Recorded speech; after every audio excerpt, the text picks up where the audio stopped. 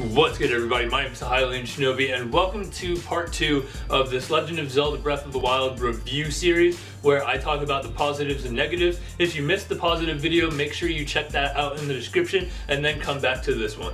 So from the last video, you could probably tell that I love The Legend of Zelda Breath of the Wild. It's an amazing game, and I do not regret having 100 hours and counting of playtime in this game.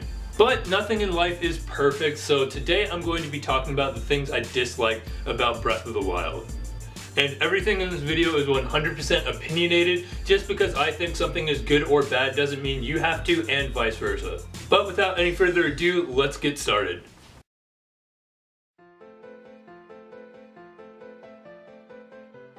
Starting off this list is the most common occurrence in this game, and that's when weapons break. Like a few things on this list, I can understand why it's there, but that doesn't mean I have to like it. Weapons breaking is a feature that forces you to manage your weapons and use a variety of weapon types, and saving the good ones for harder battles. But that aspect gets real old real fast, especially later in the game when you have stronger enemy types spawning, and you have to go through 3 weapons just to kill them.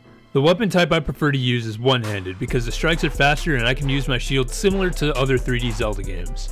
But due to weapons breaking and not finding many one-handed weapons in the overworld, I found myself primarily using slow two-handed weapons, which is my least favorite weapon class. Games like Dark Souls have a large assortment of weapons that you can use, so you can just choose whatever you like and don't have to worry about it exploding when fighting a weaker enemy. And even if weapons did still break throughout the game and you had to wait longer to get it, it would have been nice for the Master Sword to be unbreakable as the end-all be-all weapon instead of breaking every 3 fights and then having to wait 10 minutes for it to recharge.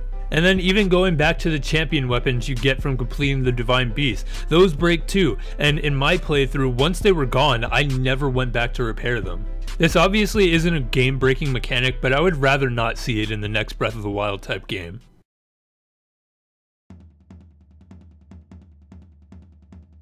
The next thing I disliked about this game was the difficulty.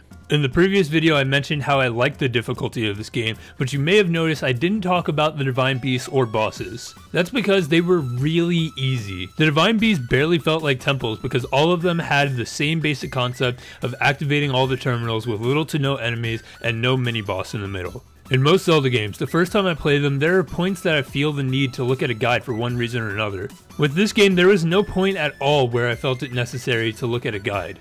And then beyond the Divine Beasts, there are the bosses.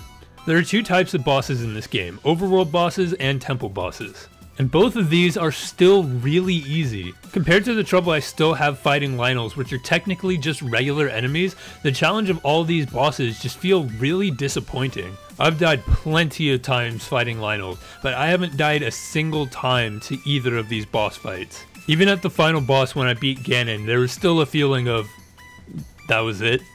Maybe I should get the hard mode DLC.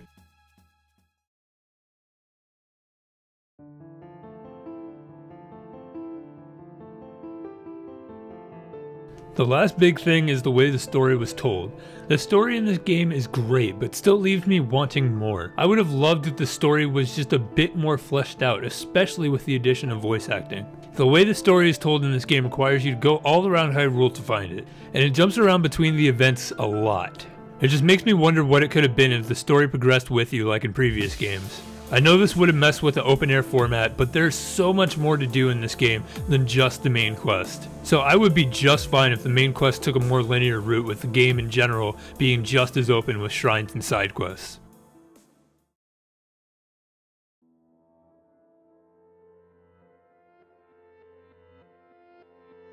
The Blood Moon rises at night with random intervals of time in between. It respawns all the overworld enemies that you have killed since the last Blood Moon. While I don't dislike the fact that enemies respawn because without it, the world would be really empty after a while, I dislike how cutscenes play every single time. I would have rather had the game just respawn the enemies once I got a certain distance away from their area. And I also hate it when I'm fighting enemies and they're almost dead and then I start seeing the Blood Moon rise and they respawn in my face.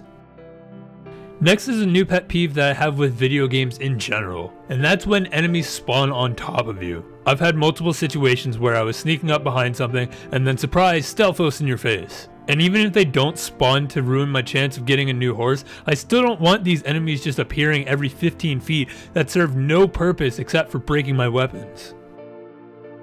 And the final thing that I don't like about this game is rain. Being able to climb almost everything in the game is cool. Not being able to climb things because I slide back down the mountain 6 inches for every 2 inches that I progress is not. There are so many times I was hunting for a shrine or looking for materials and my progress was completely halted because it started raining. And I have to just stop and either wait it out or make a fire and hope it doesn't go out before I can sit down at it.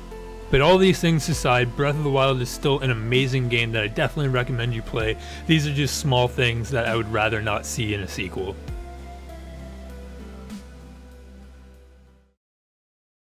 But that is going to be it for this list. Thank you guys for watching. I hope you guys enjoyed. Is there something that you didn't particularly care for in Breath of the Wild that I didn't put on my list? Make sure you let me know in the comments. I would love to have discussion with fellow Zelda fans. And also, if you haven't already, make sure you check out the things that I love about Breath of the Wild. It will be in the end card and in the description. And also make sure you subscribe for more videos like this in the coming future. I'm probably going to do this with games as I complete them, new or old, so make sure you look out for that.